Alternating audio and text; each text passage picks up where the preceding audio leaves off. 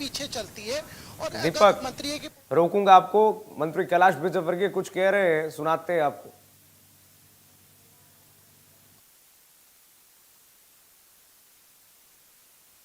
कि जितनी भी चीज़ें वो सस्ती होगी, टैक्स कम होगा।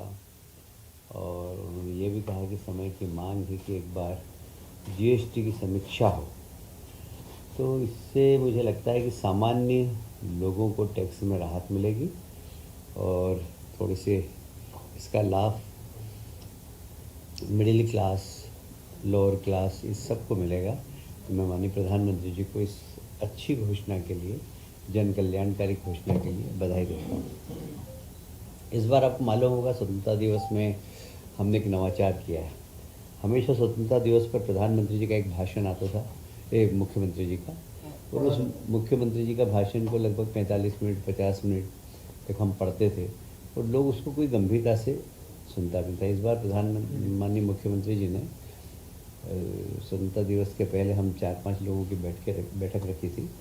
माननीय राजेंद्र शुक्ला जी, जगदीश जी, प्रहलाद भाई, मैं, राकेश सिंह जी, हम सब लोग बैठे थे। इस बार नवाचार क्या किया जाए, तो ये तय हुआ कि प्रत्येक ज़िले के अंदर एक एलईडी स्क्रीन लगाई जाए और उसमें माननीय प्रधानमंत्री जी का भाषण है। और एक समय सीमा भी हमने कहा कि 30 मिनट से ज़्यादा नहीं होना चाहिए, तो प्रदेश की सारी बात आ जाए। उसके बाद फिर ज़िले के अंदर कौन कौन से डेवलपमेंट के काम हुए वो प्रभारी मंत्री स्वयं बोले। तो इसका बड़ा अच्छा लाभ भी मिला और स्थानीय लोगों ने इसकी बड़ी प्रशंसा की कि हमको भी नहीं पता था कि ज़िले में क्या क्या हो रहा। आपके भाषण से पता लगा कि ज़िले में इतनी बड़ी बड़ी योजनाएं आई हैं। तो ये एक अच्छा प्रयोग था और इसकी सब दूर प्रशंसा भी हुई है। और मैं समझता हूँ कि भविष्य में और हम इसको ईजी कैसे कर सकेंगे, इसके ऊपर भी हम इस नवाचार में ध्यान देंगे। मुझे कहते हुए बहुत प्रसन्नता हो रही है कि मध्य federation of Indian export organisation की ताज़ा रिपोर्ट के अनुसार मध्य प्रदेश में निर्यात में 6% की वृद्धि हुई है।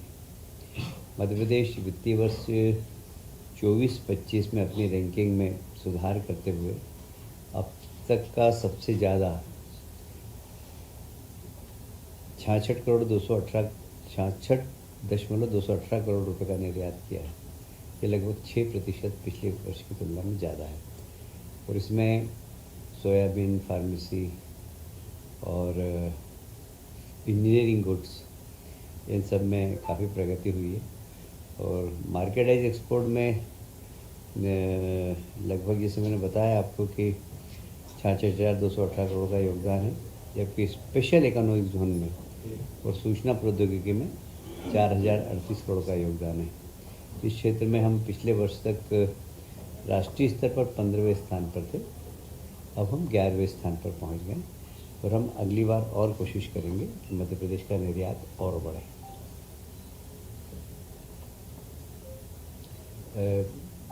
कोई भी प्रदेश जब विकास करता है तो उसमें पूंजीगत व्यय की भूमिका बड़ी महत्वपूर्ण होती है। और मुझे कहते हुए बहुत प्रसन्नता है कि पिछले चालू वित्तीय वर्ष में हम तिमाही पूंजीगत व्यय में देश के जो प्रथम 3 राज्य जिन्होंने डेवलपमेंट के लिए पूंजीगत राशि में बजट में प्रावधान किया, उसमें मध्य प्रदेश तीसरे नंबर पर है। गुजरात, जहाँ 65%